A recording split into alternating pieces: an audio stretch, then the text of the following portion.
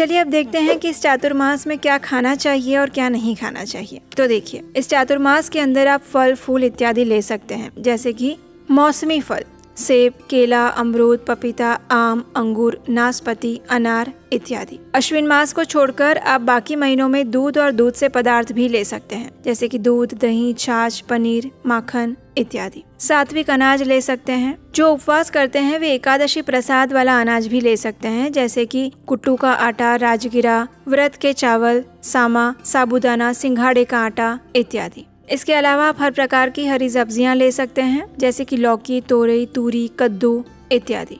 लेकिन याद रहे, श्रावण मास में हम हरी पत्तेदार सब्जियां नहीं खाते हैं, तो वो नहीं लेना है। इस मास में आप मूंग दाल, तुअर दाल इत्यादि भी ले सकते हैं, जो सुपाच्य हो और सात्विक भी हो। इस मास में आप घी ले सकते हैं। अपने भोजन में प्रयास करें तेल का कम से कम प्रयोग करें और घी का अधिक से अधिक प्रयोग करें। घी का उपयोग करने से सात्विकता बढ़ती है और शरीर को ऊर्जा मिलती है। इस मास में आप सूखे मेवे ले सकते हैं, बादाम, किशमिश, अखरोट, काजू इत्यादि। और प्रयास करें कि इस चातुर्मास में आप जो भी भोजन बनाते हैं उसमें सेंधा नमक का प्रयोग करें, और विशेषकर उपवास में तो बिल्कुल सेंधा नमक ही लेना चाहिए।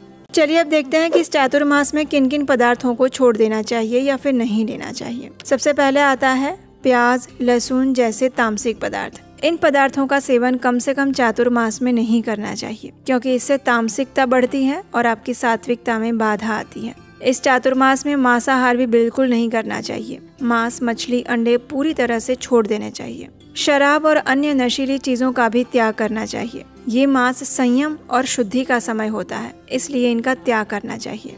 ज्यादा तला हुआ, भुना हुआ, मसालेदार और भारी भोजन इस चातुर्मास में नहीं लेना चाहिए। इस चातुर्मास में विशेष कर एक बात का ध्यान रखें जो अधिकतर गृहिणियां करती हैं, और वो है बासी भोजन लेना।